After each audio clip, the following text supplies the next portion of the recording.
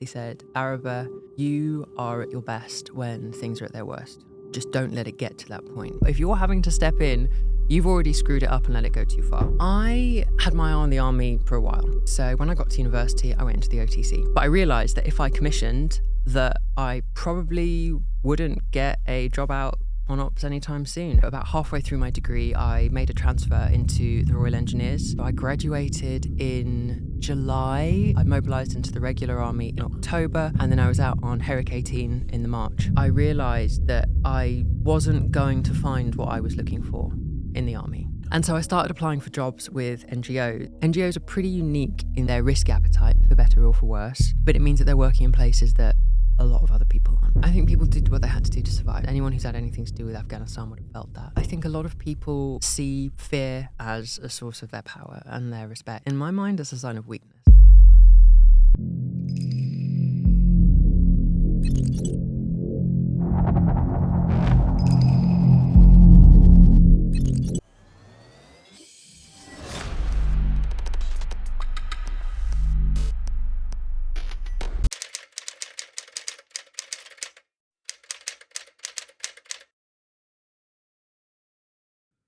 Welcome to the Debrief. This week then I've got a young lady who's seen some service with the Royal Engineers. She's now doing things privately on the security circuit side of life, that sort of stuff. You know what I'm on about. Anyway, Araba, how are you? You all right? I'm very well, thank you. Thank you so much for having me today. No, thanks for coming. It's superb. Listen, I'm going to do to you what I do to all my guests, and I'm going to visit little Araba from years ago. I'm going to go right back to your beginnings so we get to know you a little bit and find out what you're made of and all that sort of stuff. All right. So let's go there. Let's go to small Araba. Gosh, teeny tiny Araba. Well, South East London girl. What about South East London? Camberwell. Oh, okay. Well, my lot will come from Tooting. Oh, right. So not a million miles away. Not a million but miles sort of away like, at all. Yep. So South East London girl, born and bred. Happy upbringing, stable background, all that sort of stuff? Wouldn't go that far, but it was certainly happy. It was me and my mum and a big family of aunties. Old man not hang about? He was around. Yeah. Yep. Happy times. Yeah, happy times. Cool, so Fond memories of him taking me camping as a little girl, come down for the weekend and we'd go and do something, and I would absolutely hate it. I would complain, I would scream, I would cry. I don't want to go. And then recently, a couple of years ago, I think it would have been just after COVID, I got back into wild camping. I was like, right, let's go up to the lakes and do a night's wild camping. And we went out and it lashed it down the whole time. And as we were coming back in, he grumbled to me. He was like, all those times when I used to take you camping as a little girl, you just complained. And now the tables have turned. And now all I've got is a bivvy bag. And cheers, fella. Yeah, exactly. Got to carry it in. Those rules. No glamping for you. None at all. So listen, at school, was you any good at school? Was you clever? I tell you what, I wasn't bad at school, but I absolutely fucking hated it. Absolutely hated it. And so I had this thing where What did you hate? Why did you hate it? I found it boring. I found it just Isn't it? really, really boring, and it just didn't do me any favours. So one of my aunts had the bright idea of going, well, bump her up a year. There you go. She's bored. Let's make it harder for her. Okay. And did that work? Well, it certainly got me through it faster than otherwise. So it made it a little less painful.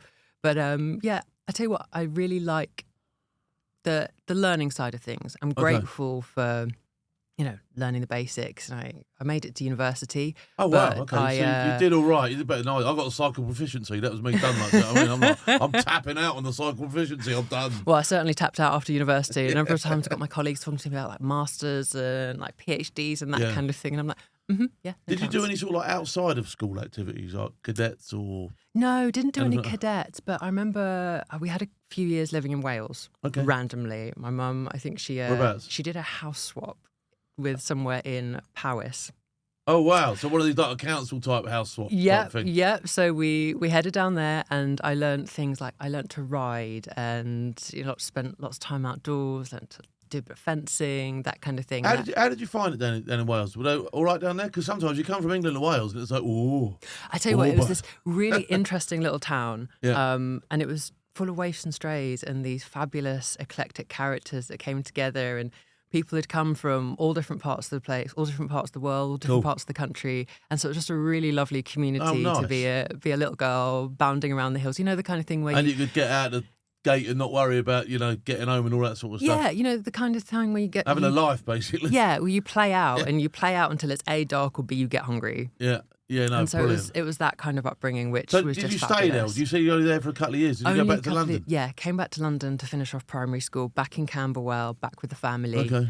Was that easy enough to do? Because old council swaps and that can be a nightmare. It can take years, can't it? You must have landed lucky there. I think my mum did very well with that. She indeed. did all right, didn't she? Definitely. What did is all her right. secret like? You know what I mean? She's done a right result. Yeah. So you went through university, all that sort of stuff. What qualifications did you get? So, of all things, I studied archaeology. Archaeology. Oh wow. Okay. Yeah, and it was so after I finished school, I was, got through it a bit early, and so I went and got myself a job in a foundry.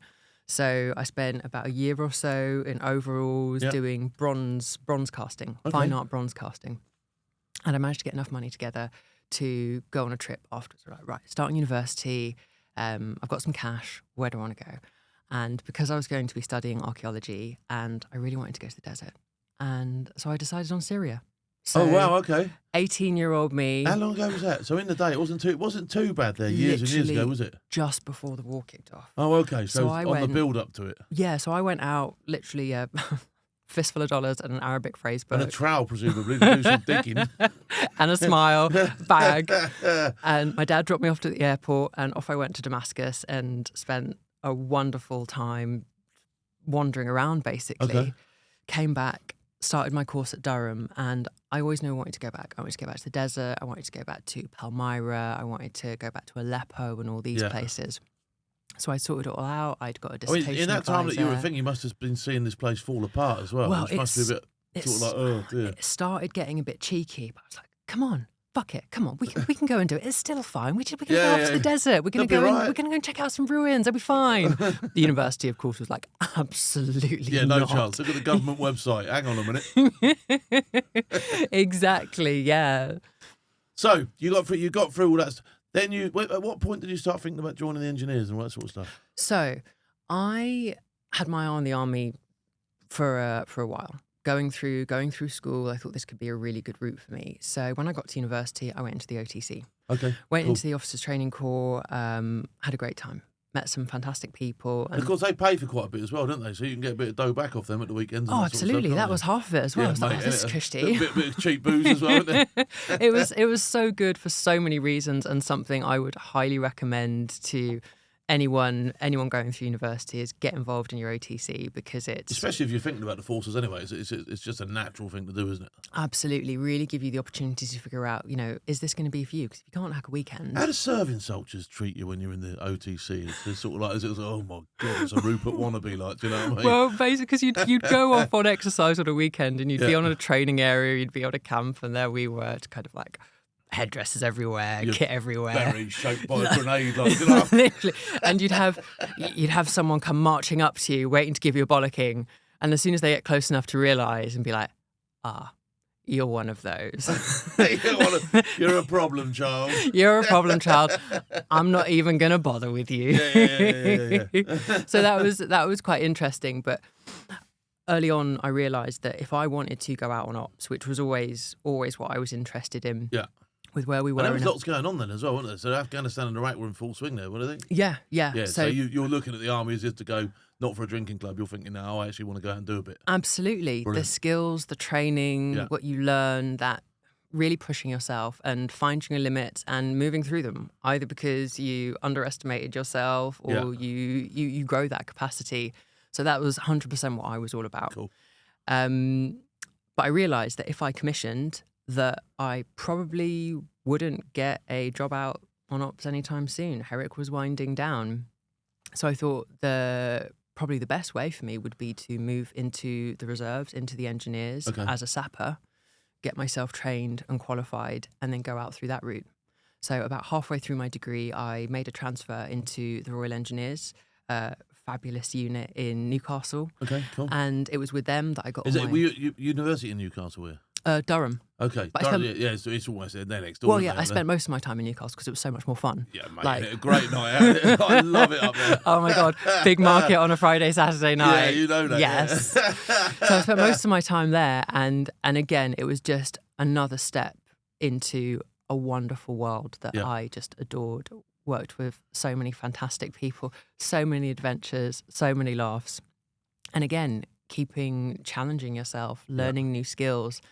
So got the required qualifications. And so I graduated in July. I mobilised into the regular army in October. Cool. And then I was out on Herrick 18 in the March. Wow. So what was your job on Herrick 18? What were you doing? We were doing a lot of construction. We were doing a lot of construction, so building new... Capacity type stuff, sort of like capacity building, or just repairing stuff that had been knocked down by the war. Yeah, there was a bit of repair work going on. Yeah, there were a couple of new builds actually. You knocked my fence over. Oh, that needs some look at. So lots of Hesco. Spent a lot of time putting on I love Hesco. a bit of Hesco. Do you know what is worth having for the Hesco? Those little tool bags you get in them when you open it up. Funny you should say that. I was going through my attic earlier, and what did I find? Some of those little mini tools that you used to get in the packs. Mega, aren't they? I just had this little moment of nostalgia. But they got Hesco written on, but they Hesco Bastion written on something as well, haven't they? All they're branded so up, good. proper branded up, haven't they? So yeah, definitely picked up a few freebies there. Yeah. So it was mainly looking at construction. I remember having this one moment where we were building there was an OP that'd been there for a while, and we were building a new one about 300 meters away. So there was a kind of much of head scratching. Yeah, just because you can. It And changed I'm like, it left of arc by about half a metre. Like, oh, well done. Aren't we like leaving soon? Like, and doing that, and that was really throwing everything at it. You had teams working through the day, through the night, trying to get this up as soon as possible.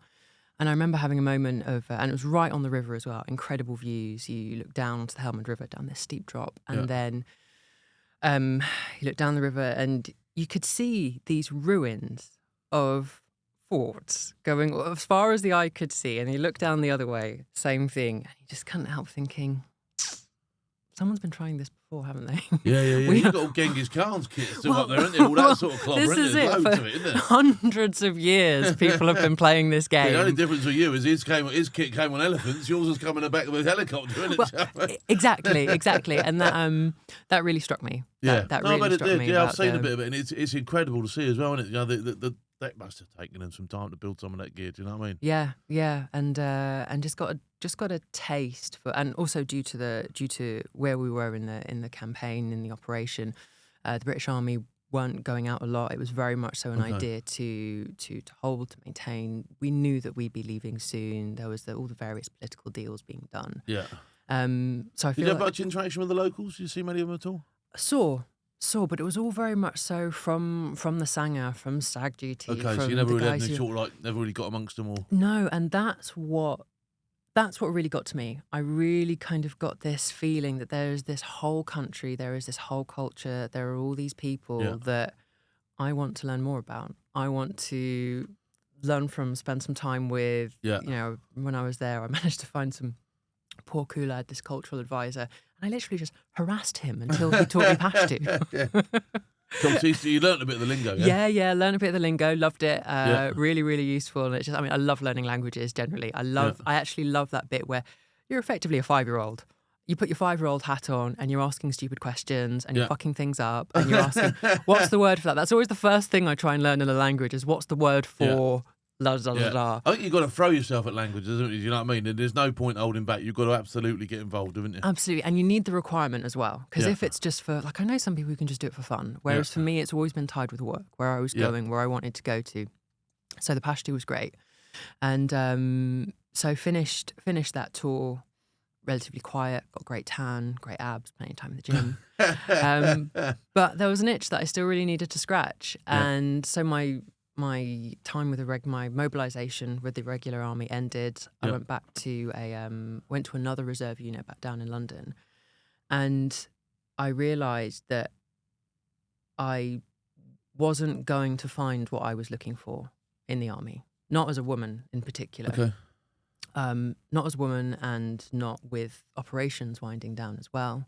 So I pivoted from my plan, which was always going to be, you know, go and get an operation under my belt, go to Sandhurst, go and have my career. Yeah. And And I decided, actually, I'm going to have to go and look elsewhere. So I left left, and it was a really hard decision to make. And When you left, did you know where you were going to go roughly? Did you sort of like have a job half lined up, or did you think, right, not. I'm going to just take a dive in a different direction? Not sure. I just knew that this road wasn't going to go anywhere for me, so I'm just going to have to find another one.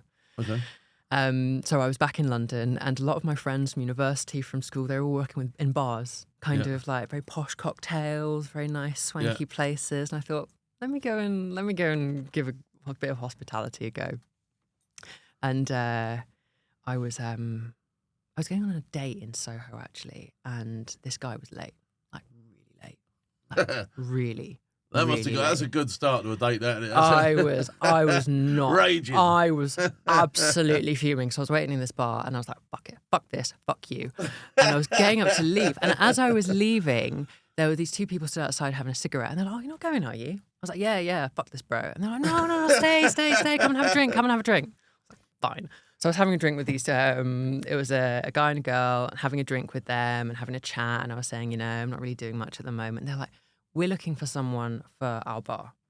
And it was this quite posh members club in Soho. Nothing like that.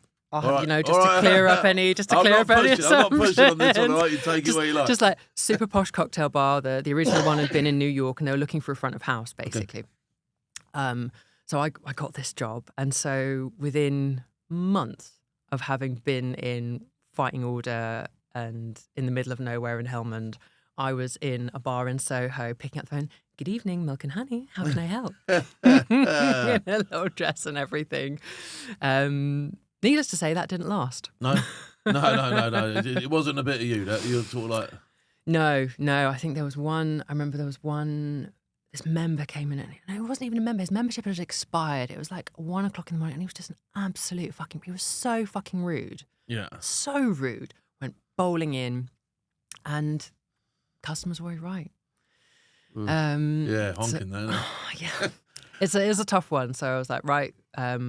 It's not for everybody. It's not that sort of work is not for everybody, is it? It's 100% not. And I have so much respect for the people who do it. The people can do it. The tolerance levels that they've got is insane, isn't it? It is an art form. It's a thick skin. It's dedication, and it's so. Every time I go out on a night out, I'm always the people working there. I've always got so much respect for them because they make it. They make the experience. And then someone had mentioned to me close protection. Yeah. And they'd said, women military experience, you do really well on the circuit in London, particularly high net worth individuals. So I gave it some thought, and I had enough of my tour bonus left to pay for a close protection course. Okay, whose course did you do? I did it with Ronan in Hereford. Okay, all right. Yeah. Yeah, so went down there, fantastic time. About a month or so with the range package bolted onto the end. Brilliant. Where did you do the range package? Poland. Oh, right, okay. Yeah. Because they were going out to South Africa for a bit, weren't they? But Poland's all right. I've been over to Poland. Yeah, absolutely fucking freezing. I remember doing one. It's not the desert. I remember doing one serial, and I'm usually not a bad shot, even though I say so myself. And the instructor just comes over, looks at me, looks at my target, looks at my grouping, and he was just like, "What the fuck happened there?" I can't feel my hands. But that was really good fun. And then from there, I got qualification, I got my license and everything.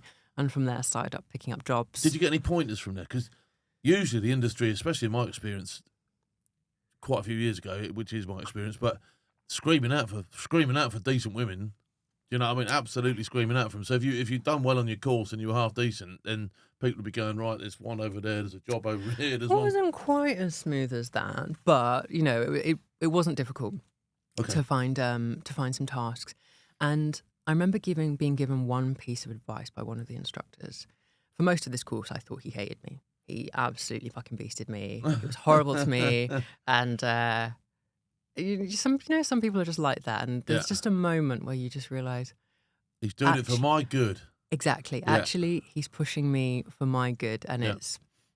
And I remember he said to me once. He said, "Araba, you are at your best when things are at their worst.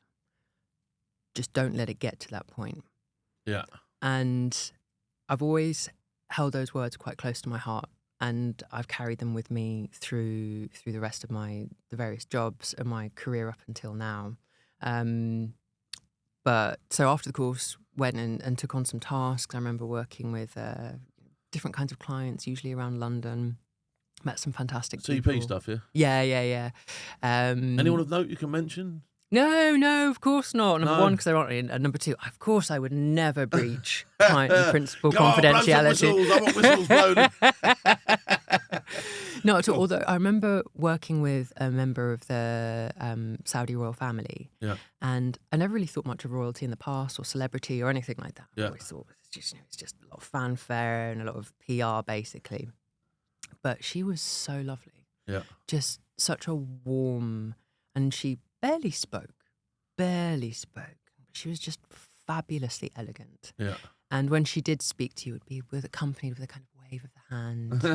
And she, and I learned a lot from her about how to treat people, because she was lovely to everyone. Everyone spoke very, very highly of her, from other members of the security detail. Because you can come across people who are completely the polar opposite of that as well, can't 100%. you? And I can't 100%. be around people like that. I have to leave. I'm out of there. Do you know It's what I just mean? disrespectful and unnecessary. Yeah.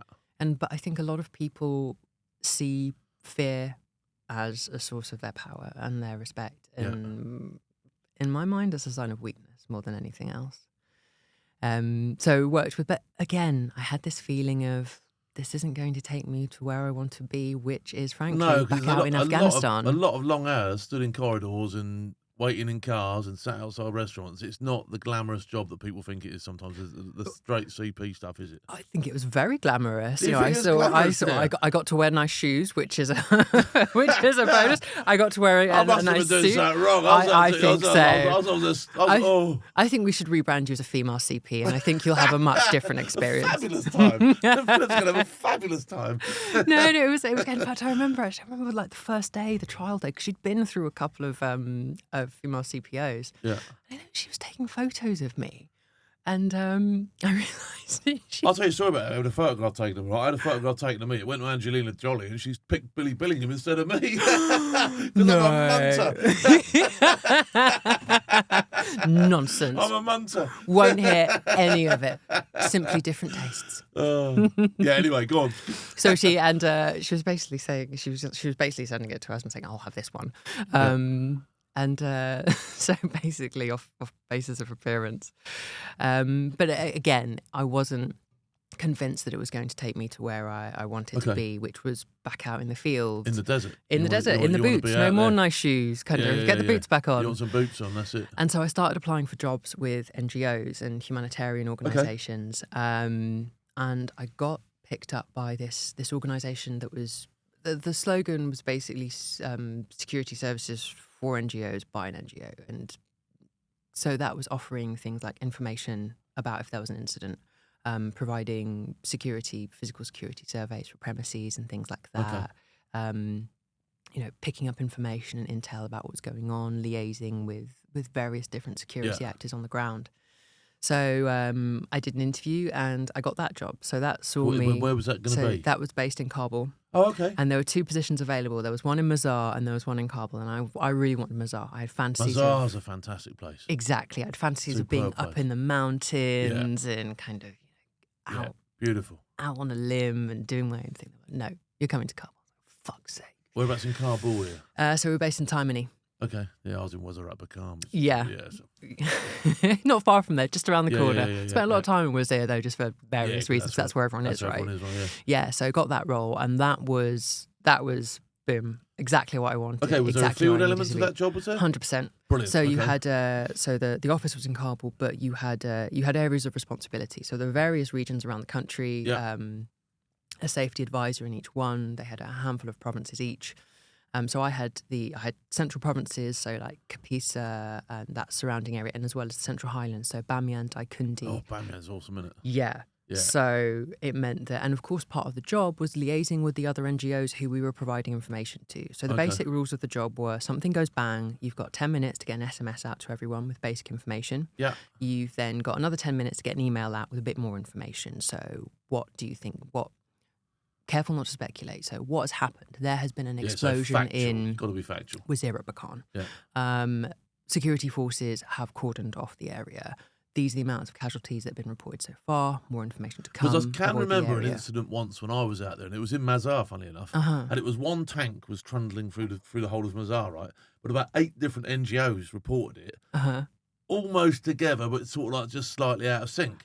But the message that came back was there was 100 tanks. You know what I mean? Because all these different people had seen it. So it was a full-scale invasion by the time it came and back. so the echo getting chamber, the accurate information is so important, isn't it? and so that was a big part of the job. Triangulation of information. Anything that goes out, 3 to 5 sources. Our credibility and our accuracy was so important because, frankly, there was so much shit going around. Yeah, absolutely. Yeah. So much. And this was before Twitter and social media really kicked off. You know, I still had your burner phone, your button Nokia. Love those phones. Yeah, beautiful. No snake on it, but don't worry. Yeah. So that was something we took very, very seriously, was the credibility of our information, the speed of it. If you didn't make your timings, if you didn't make that 10, 20 minutes, that was a performance issue. But then part of it as well was liaising and with the other NGOs, meeting with them, seeing what they were doing. And so that meant getting out to places like Bamiyan, places like Daikundi, really understanding what they were doing. So what was the NGO doing? What was your NGO actually doing? What was their role in life out there? That was it. Providing security information. Okay, so that was the role of what you. Brilliant. So the organisation nice had such delivered to such a high standard and was so valued by the NGO community that it had the funding. They all tapped into this one organisation. So when I was out there, probably slightly before you, but there was nothing really like that. Do you know what I mean? And that's why there was so much conflicting bullshit that used to come in, because you're like, take that. How many times have different people tell me a conflicting story of the same incident? So that there was exactly that need, which was what led this organisation to emerge and to be so central. Somebody jumped on that and made a lot of dough. That's a great idea. Non-profit. All right, non-profit. I didn't get paid. That's the thing, though. Cool. I think there's a misconception that NGOs, you do it for nothing. No. You get paid. You get paid decently with certain NGOs. Some have less got emphasis. a volunteer part, haven't they? But not many of them, I don't think. And not out in places like Afghanistan, not in hostile environments, because you get what you pay for. You can't have people who are inexperienced. You can't have people who can't look after themselves. They have to be insured. They have to be looked after. So there's more apparatus in place than I think people think with charities and NGOs. And when you get to higher levels in some of the much larger organisations, there's some serious professionals on serious wages. It's not the mum and dad's like pop-up shop. Let's go and hand sweets out to people. Into the like you say, the larger organisations and the money that they've got at their disposal for things like accommodation vehicles and all that sort of stuff. You start going, well, absolutely. It's a serious. It's a common misconception. But it's couldn't be further from the mark in a lot of cases. So I got to spend some. In fact, I remember one of my favourite experiences of being out in Afghanistan was in Bamiyan, and we were with an organisation who I think they were doing a lot of a lot of water supply to very rural communities. Okay. And we were heading out because they still live in the caves along that pass, don't they? Oh, it's incredible. Yes, you drive along and you can see these caves, and it's an incredible part of the world. And we were going along, and I saw these like dust plumes coming up from somewhere.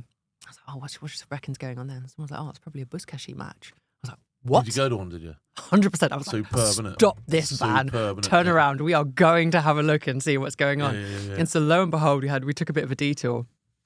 And this buzkashi match was being played out, barely a pitch. It was kind of like a flat bit of land, basically. And it was, I love horses. Like, horses are a massive passion for me. Yeah. And to see these guys, remember, there's one bloke with a cigarette in his mouth, reins in one hand, goat in the other. Forearms like Popeye. Incredible. Just smashing those things about. Oh my God. It was amazing to see. Really, really amazing. I couldn't work it out, what was going on. It was just like fist and boot violence on the back of a horse with a goat being kicked about. I think that's the gist of it, really. I think there are some circles at either end, but apart from that. Yeah. You had to get it somewhere, didn't you? But it's like everybody was. It's like, there was the goat, the horse with the goat, and the guy controlling the goat, and then everybody else trying to get the goat. Do you know what I mean? Yep. And the horses, they'd be biting each other. They'd be as much players as anyone else. Yeah. So that was really incredible. Yeah, it's crazy. Seeing things like that. Yeah. Would you have had a go? 100%. Would you? Because I can't ride a horse, so I would have been a non-starter for me. Can't ride a horse yet. Oh, okay. Yeah. I would have had a go. I've always fancied having a go, but it's just. Oh, you should. It's but I used to ride. There was a little farm on the outskirts of Kabul actually, and I used to kind of sneak down there every Did you? morning Have a and go riding. have a Go little potter riding in the about? orchard. Yeah, it was great fun. Must be a nice because they love their horses out there as well, don't they? Really And strong they horse proper culture. look after them as well, don't they? You Yeah. know, you go to some places in the world, it's a skinny horse and you can play on its ribs and all that sort of stuff. Ooh, But you I don't hate see that there, do you? You don't see that. You see horses that are looked after and They respected, really aren't are points of pride for people. Yeah. Yeah. they? You just see them walking through town with all the hair done and all that sort of stuff. Yeah. And things. The thing knows as well, isn't it? Oh, yeah, check me out. You know what I mean? Yeah. So, how long was you on that job for? I did that job for about just over 18 months. Okay. But I'm a shit analyst. And I was like, fuck me, if I have to spend another quiet winter writing reports about this IED, that magnetic IED, I'm going to go absolutely crazy. Yeah. So I looked for something that was more operational security, more about looking after people, making sure that teams were getting out to some interesting places, getting their work done, and most importantly, getting back home at the end of the day. And then I got another role with another organisation, and that was much more. I was their head of security for an operation with about 1,000+ staff members working so big. across the country. Yeah. Offices. Which country again? Afghanistan. Yeah, again? yeah. Still in Okay. Afghanistan. I was not done yet. Okay. And so offices across the country, programs across the country, and that was fantastic. That was literally on a flight every week to a different province, going to work with different staff members, training, security assessments, liaising with different actors. It was fantastic. Great Superb. work. Was it NGO based again? Yes, Okay. another NGO. Yeah, I found that NGOs are pretty unique in their risk appetite, for better or for worse. But it means that they're working in places that a lot of other people aren't. For instance, the UN. Yeah. We were working in places that they wouldn't even get close to. Yeah. So the reach was fantastic. And of course, it makes it more dangerous to go in those places as well. Just on the normal scale of things, just on the there's no hospital for anyway. There's no hospital. On the normal side. There's let no alone- comms, and that's the thing, is that a lot of people you think Afghanistan, and people's minds automatically go to conflict. They go to high profile attacks. They go to the Taliban. They go to ISIS. And actually, most of our incidents were road traffic accidents. RTOs across the world, insecurity are the number one thing, and I tell this to every young person getting involved in this industry. I say to them, it's going to be RTAs. There's going to be lots of them, and you need to switch on. Do you know what I mean? 'Cause that's Absolutely, because then it's not only the RTA, it's how you're going to get to a hospital. Yeah. How are you going to call when you've got no phone signal? Where are the nearest points of support?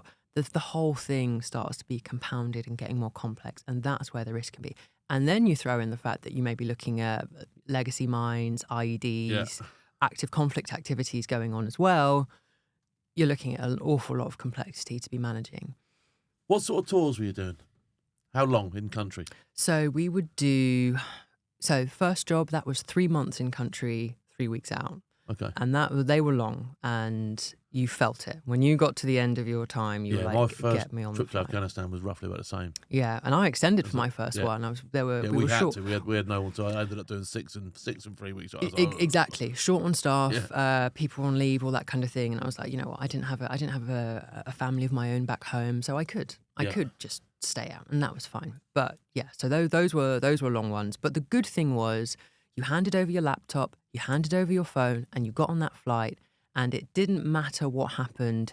You were on break. You were on leave. Yeah, so nobody's going to phone you up to go, oh, by the way. Oh, by the way, what happened to... Can you revert to my last email, please? Where's the phone charger? None of Shut that. up. So that was great. Your time off was sacred, and that brilliant. was really healthy. The subsequent jobs were shorter rotation, so I'd do about 6 weeks in a country, and then kind of 10 days, 2 weeks out again, and then... Did you ever do a straight back to back? Yes. Because I think they're quite good fun, do you know what I mean? Just because you get more time off than John Wayne's safety cups and stuff, you know what I mean? It's you get proper time off on Well, them. this is it. And also, I find like doing that kind of work where you've got to be so switched on to the context, you've got to be cultivating so many relationships, that it takes a couple of weeks to get back into things, to catch up on everything that's been going on, checking in with your contacts here, checking in with your contacts there, that it takes that time to build up. Then you're at cruising altitude. You're getting the job done, you're getting stuck into projects, things closed out and that kind of stuff. And then you've got that final period where you're a week or so where you're tidying things up again. So if you're only in country for 4 weeks, then you're barely getting started, you're barely getting stuck in. And even if you do have even if you do have some coming in as relief, you've got that handover process as well. So which handovers in some places can take a week. Exactly. Or should take a week, should I say. Do you know what I mean? There it is. Done enough and you like that. Rather than, here you go, check-ins in 5 minutes, bye. Yeah.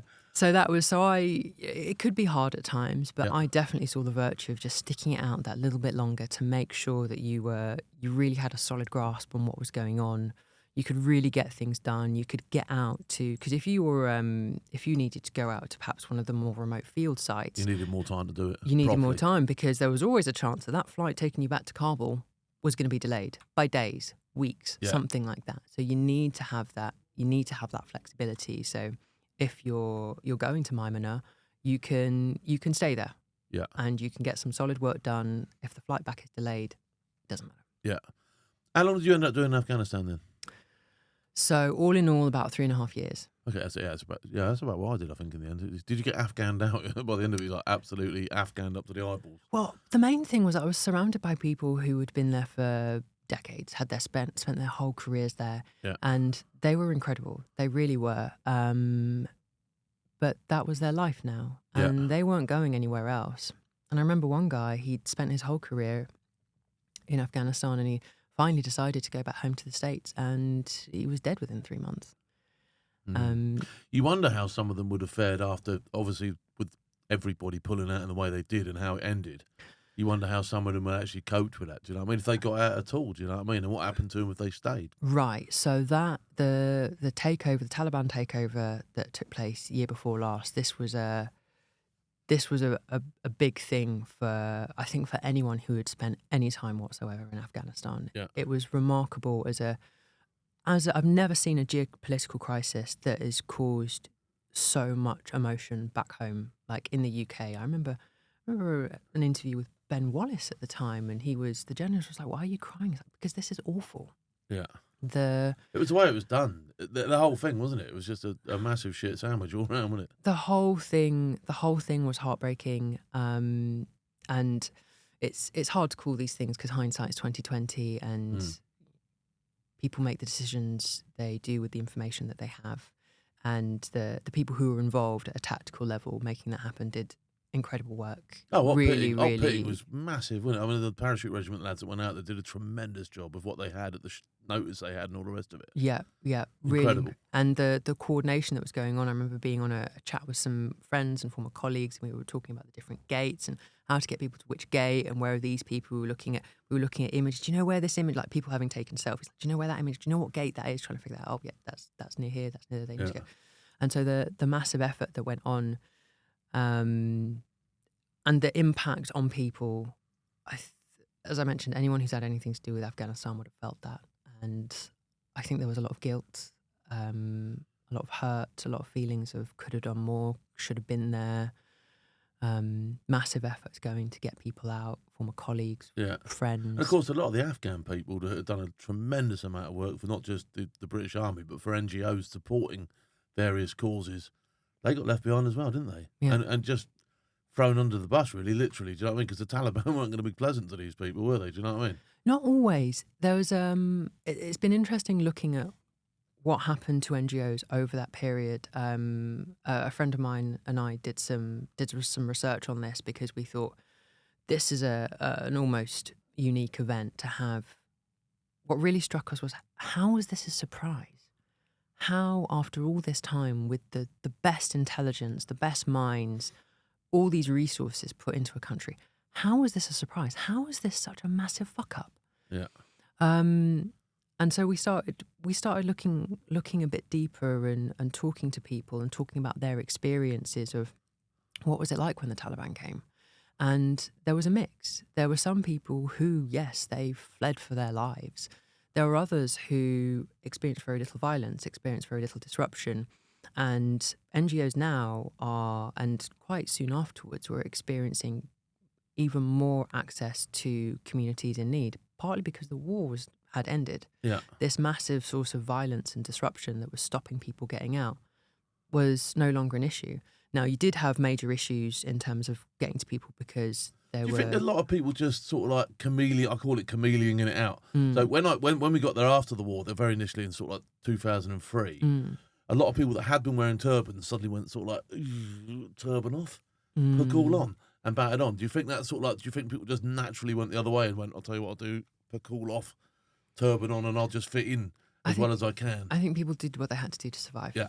I think 100%. that pragmatism is 100%. People got families to think about. People have to navigate a really challenging, difficult situation, and they did what they had to. Because they've got to be careful what they say, where they say it, and all that sort of stuff, haven't they? It must be tremendously hard. Yeah, and enormous respect for the people there who were making I things really work. feel for them, because I met nothing but tremendous people in Afghanistan. Do you know what I mean? I met some on all sides of the coin. Obviously, there were some scumbags there. We know that. Do you know what I mean? Same down in Peckham. Yeah, there always there's scumbags everywhere, isn't there? Yeah. And they were absolute proper scumbags there. But the average person that I met, kicking around Kabul or up in Mazar or out in Herat or, in Bamiyan, were tremendously nice people who were having to deal with absolute horrors. Yeah, and I would expand that even further afield. Back to my first trip when I went out to Syria when I was 18 years old. 18-year-old girl on her own wandering around a country where she didn't even speak the language. Yeah. The kindness that I experienced was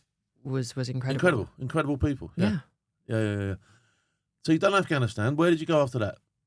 So I had a roving role after that. So that was global remit. So I got sent to wherever they fancied, back to Afghanistan. You can imagine everyone laughed at me when I said that, oh, yep, I'm done, I'm off. So, what was it? 3 months later, oh, hi, welcome back. How did that work out for you? Yeah. It's like, only for 6 weeks. So I'm out of here. quick visit back there. So what was this role? This was, again, advisory similar, type? Yeah, advisory role, security, physical security, travel security, crisis support, planning, strategy, whatever they needed, basically. I was a pair of hands to support. So there was Ukraine as well. Headed out there down to Severodonetsk, working along that line of contact, a bit of scoping, trying to push. That's the thing with NGOs. It's all about reaching more people, reaching more people in need, expanding that humanitarian access. But the mining contamination was the biggest problem for us. And I remember me and a colleague, we were doing a bit of a recce, and we came down to this road. Tarmac ended. It was winter, just coming out of winter. It was muddy. You just had these massive signs either side with these massive skulls and crossbones. I couldn't read them, but I was like, we're not going down there. Yeah, that says trouble all over it, doesn't it? That's got trouble written all over it. That says trouble written all over it. I do not intend to be the subject of one of my incident reports. Yeah. So that meant just like pulling back, liaising with some of the demining agencies, getting a bit more information, seeking alternative routes. Because when working with NGOs, the answer is never no. The answer is, how do we get this done? How do we get this done safely? And remembering, you're great when it's on top, but you don't want it to come on top. You don't want to let it go that far. Exactly. And that, coming back to exactly that, is that we want to avoid all that. And yes, it can be fun and stimulating when things have gone wrong and you're working at 110% and you're pulling in together and you're making incredible things happen. But let's not get there. Let's not let it go all the way on top. We've got to start deploying all these things that we're putting into practice, because then you're having a bad day, aren't you? This is it. And that was always the rule with close protection as well. Yeah. If you're having to step in, you've already screwed it up and let it go too far. Yeah. That was the advice. That was the advice that I was given, and 100%. that was what I did my best to live by and work by. Yeah. So, Ukraine, Afghanistan. Where else did you go in this job? Libya was a favourite. Fantastic coastline. Can't wait for that place to calm down. I've got my eyes on a nice beachfront property. Yeah. Just further down, on that coast. That was really interesting. Really interesting. Completely different part of the world. My first time in North Africa. Went to great archaeology there as well. So get your trowel out now, can't you? This was it. Leptis Magna on the road to Misrata. Yeah, incredible stuff. Again, fabulous people, fabulous culture, and that's been a real recurring theme for me in my work. It's a great opportunity to go and see places that most people you're right. never It's not would. just the places; it's the people as well, because the people in these places are fabulous, aren't they? Yeah, People also, I spent some time in Gaza, which unfortunately at the moment is absolutely in turbo, isn't it? Yeah. But again, fantastic people I met there. When I lived in Ashkelon, who used to be on the recipients of all these bombs that used to come across us. You know what I mean? Tremendous people there. It's just, there's people in all these areas messing up for everybody, isn't there? Yeah. Yeah, and I think once you've been to these places and sampled that, to be back in the UK and listen to the conversation, the discourse that's going on. What annoys me is the people that are standing there chanting and yelling on both sides who know nothing. Yeah. You got no clue, mate. What are you on about? Shut up. Have you been there? When was it? No, you haven't. No, shut up. You got no. Do you know anyone clue. who's there? No. What are you shouting for then? Oh, right, I wave the flag. Yeah. Lots of people trying to get involved. Yeah. Have you done the Middle East? Have you been into West Bank or Israel or anything like that? No, not done that side of things. Been bit of Iraq, bit of Jordan. Okay. Usually. Jordan's nice, isn't it? Like Jordan's Jordan. nice. Jordan's Beautiful nice. place. Oh, someone said, we've got to do a seminar. We've got to do a team meeting in Jordan. Oh, no, how awful. Horrendous. I'm on for 2 weeks. Oh, no. Oh, no. Some nice hotels there, isn't there? Lovely. Got a lot of time for Jordan. Yes, indeed. Yeah, beautiful place. Have you been to Petra and all that sort of stuff, have you? No. I've never managed to do it. I've been there loads of times. Then we'll go, well, I've got to go to Petra next time I go. And I thought, I'll end up drinking somewhere. Do you know what I mean? I'll miss it every time. Oh, no. I'm like that. Whenever I go to Kenya, I'm like, right, I must go to Mombasa. Never happens. Mombasa Never a lovely happened. place. There's a little place called Watami that the British Army used to use up the road from Mombasa, in between Mombasa and Malindi. There's got a hotel there called Hemingway's. Beautiful place. Beautiful. See, everyone's been to Mombasa. Everyone's been to Mombasa except you got, for me. mate, you got to put the effort in, didn't you? You know what I mean? Clearly. I'm just not trying hard enough. You're working too hard. You know? I'm swerving it. You're working. Time for both. Time and a place. So what are you doing in Kenya? So Kenya was often similar things. So working with teams, seminars, bit of training, that kind of stuff. Visa runs, perhaps. Spent a bit of time in Ethiopia. So frequently. I love Ethiopia. That's a nice place as well, isn't it? Yes. I think that's a beautiful. Do you know what? My images of Ethiopia, thanks to Bob Geldof, were that place is an absolute hole. But I thought it was beautiful, like, do you know what I mean? And there's so much variation. I mean, Yeah. I think the situation outside of Addis has really deteriorated. There if are you a go lot up of to the challenges. plains and you go where it's drier, it can be horrendous. And then up north, there's still some Yeah. issues. But when I was there, I got out. So you're in Addis, big city, nice hotels, great bars. Go and hang out. Did a bit of martial arts training last time I was there. Who knew? And then you can fly out to places like Gambella, which is you've got these lush forests and it's incredible. You head down to Jijiga and Doloado and these places that are more like desert. Yeah. Desert as far as the eye can see. There's just so much variety in different peoples huge, and languages. There's a lot going on in Ethiopia. So right now, you've come away from the travelling stuff, haven't you? Yes. It looks like a really adult job, if I'm going to be honest. It's really fucking adult. It's so fucking adult. I've been told off for swearing too much after like 2 weeks. You can kick a few in here if you like. You can throw as many F-words. F-bombs are all right in here for you. And with that in mind, if you want to throw some, just throw them. Bust some swearing shapes. I'll just go on like constant send for a little bit, just like get it off my chest. Use it like a comma around you. Don't worry about it. You know what I mean? So how did that come about? That's a good job, isn't it? Yeah, so it's a bit of a change, but I realised that as I was climbing up the ladder in terms of working in NGOs, I was taking on, for instance, global director of security kind of roles, inevitably getting a bit more grown up, thinking about strategy, thinking about where we were going, thinking about our role within a wider organisation. I thought maybe there is a place where I could do this a bit differently. There'd be more resources, a different approach, because if I wasn't going to be getting as much of the travel and the field exposure, and to be honest, I needed to take a step back. I wanted to spend more time with my boyfriend. I remember when I just started seeing him, we were trying to work out the next time we'd see each other. I was like, well, I'm going to Iraq, and then I've got a quarantine, and then I was like, I'll see you in 4 months, babe. And yeah, not great. What does he do? So he works in AI, marketing and so he's communications. got a fairly normal type job. Oh, yeah, 100%. Yeah, so there you go. So he must be like, what is she doing there? But it's lovely because he's so curious and interested and he thinks it's great. And that's really nice to have those fresh eyes to go, actually, this is quite good. Yeah. Yeah, you realise how cool it is. Yeah. And so this new role allowed me to focus more on a subject that's really important to me, which is crisis management, crisis and continuity management, making sure that no matter what happens, whether we're thinking about tornadoes or conflicts or regulatory issues or geopolitical issues or cyber attacks, protesters, civil unrest, you name it, making sure that this organisation, this enterprise can keep delivering to patients. And that's a different kind of challenge, a different culture to navigate. Where do you start with that? Do you know what I mean? Is it on the day you start, does someone go, right, that's what we got? Yeah. And you have to go, right, tell you what, okay, right, so you got to have a look at that and then go, right, we could probably, and then you improve it. Is that the sort of like deal, is it? Yeah, Or so then this you've got to, is like, it. keep on top of it, looking Yeah, what's but going on. you can't charge in and go, this is shit, sorry mate, we've got to do it like this. Yeah. Right, see you later.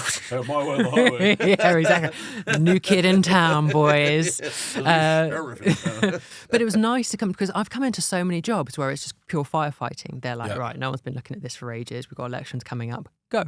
Yeah. So it was actually really nice to come into a role with actually quite a mature program in place, a lot of work already been done, a lot of good people on it, Yeah. very competent people keeping the lights on as well. That was really nice to come to. So there was a bit of a handover. They were full of ideas. They were seeing things, and being able to build on that and to actually take the time, resisting the urge to come into a new role, guns blazing, Yeah. and actually going, I'm just going to listen to people. I'm just going to follow the trail and talk to people and learn about what's going on. What are really the problems here? What are the problems we need to solve? What's working well? The question I would ask people would be, if I was to tell you I was going to burn the whole thing down tomorrow, what would you want me to keep? What would you say? No, Araba, this is really good. We want to keep that. Yeah. And that was really revealing too. So that was just that, taking that time and resisting the pressure to deliver and actually go, no, we're going to really see what's going on here. Okay, cool. So a lot of office-based type work for you now. Yes. How's that sit with you? I mean, it's got to sit with you nice, isn't it? 'Cause you're going to be doing it for a while, presumably. I'm back in the nice shoes. Okay. Back in the You're nice back in the nice shoes, yeah. No. But one of the great things about COVID has been the flexible working that's come out. So as I mentioned, like, I've got my suitcase with me because I'm getting the train back up north, and I'll be working from my home up there, being out riding, yeah, I out in think the COVID hills. did do that for everybody, do you know what I mean? Yeah. You now realise that you can actually do that from there. And Yeah. so that's been a positive. I do search the world for positives, and that was a positive from COVID, wasn't it? Amidst the carnage, amidst all the bad things that came out of it, I think a different approach to how much time do we need to spend in the office, really? Yeah. And what are we doing with that time? Yeah. Are you one of these at the Zoom meeting that only sort of like, I only ever do the top? Trackies on. Gym jams underneath. Like, yeah. No, I dare not chance it, because I remember once I did that and then something went off over there, so I went to lean forward and then everyone, like super polished from the waist up. Everyone saw my trackies. I was like, fuck, busted. So since then, I am bad for just being in being outdoors kit or phys kit though. How do you spend your spare time? Riding. Right, horse riding. Yep. Okay. Yep, as much time with the horse as possible. And you also do a bit of martial arts in it? Yeah, haven't done much training for a while. No. I was doing a bit of boxing earlier this year, but also getting out on the you do hills. boxing? I love me boxing. I do the old charity stuff and that. I mean, I'm 54 and I'm still having tear-ups every year. I love it. Looking at those hands, I am not surprised. Love it. Have you had a fight? Do you fancy a fight? I used to do a bit of Muay Thai when I was at university, Okay. and so did a bit of that. Yeah, I love it.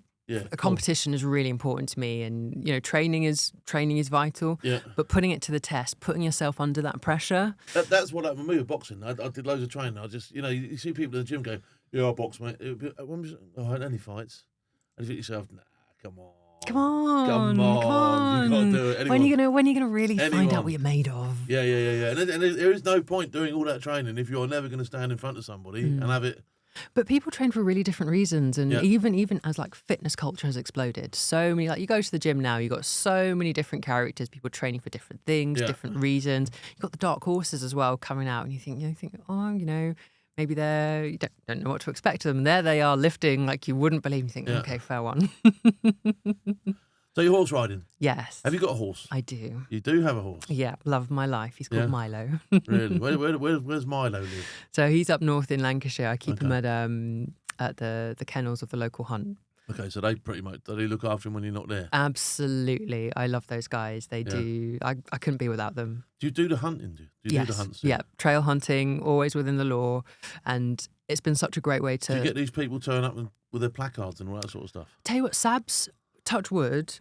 I haven't had any brush ups with Sabs, but they do come out. Yeah. They do come out. But you also get loads of support from the community as well. Sometimes when we're riding through. Most hunts do quite a lot for the community, don't they? To be Enormous honest, amounts, like and it's part of the makeup and fabric of wherever you are, isn't it? 100%. And the Holcombe Harriers in particular are, they are a real pillar of the community, doing events, do educational events as well, getting kids to come and like meet the hounds and the puppies and the horses and learning about the countryside. And that's certainly been something for me, is learning about the countryside, which has been fantastic. Presumably you're quite a ninja rider then. Come on, admit it. Brute strength and ignorance gets me through most things in life. I'm having it all. Yeah, you will do as you're told. Yeah, you motherfucker. Poor old Milo. Teamwork, 100% teamwork. Teamwork might do as told. Yeah, absolutely. Although he will have his opinion. Number of times where we're coming up to something, he's like, "You can go over that, love, if you want, but I'm not." Yeah. As I go straight, I go over his shoulder. No one saw that. What are your plans for the future? Plans for the future? Well, I'm fresh into this new role, so there's a lot to learn there. Okay. Learning the ropes. Is that a job for life? Is it? Could you take that all the way? Is there promotion opportunities? 100%. You've got people who stay with this organisation their whole careers, but that's not for me. Going to different places, you come, you do a job, you build something, you hand it over and you walk away. Because otherwise, for me, I'm terrified of basically losing my edge. And I think the best way to keep that is to take on different challenges, go to different roles and go to different places, take on new projects, learn new skills, especially with the way technology is going at the moment. I'm having to learn things about AI and machine learning that I never thought I would. But as a result, we're able to do all kinds of cool stuff. Plus, technology puts a different spin on absolutely everything in the field, doesn't it? Do you know what I mean? Absolutely. From capabilities of what you can do, how you can get in touch with people. So everything has to change as technology changes, doesn't it? Yeah. And using it to our advantage. Thinking back to my button phone Nokia. Now if I was... I actually... at 3 o'clock in the morning, loud enough to wake the dead because there's just been IDF somewhere. Yeah. Now imagine I need to get hold of some of the guys doing the job now and be like, what does it look like with your Lord knows how they're delivering services now. So, look, we'd love you to become a friend of the show. We'd love you to keep us updated what you're doing. I'd love to meet Milo at some stage when we travel. See what get he's you like. on him. I'll never go on Milo. Will he take that? Would he? He'll take good care of you until you get good enough, and he goes, right, we're off. Yeah, right, we're doing it now. We're doing it proper. Listen, thanks for coming on. No, thank you for having me. Make sure you stay in touch. Is there anything you want to plug before we go? No. Just to say thank you so much for having me on the show. It's been a pleasure. No, it's been a pleasure, honestly. And we hope you come again, all right? Nice one. Take care. There you go. All right.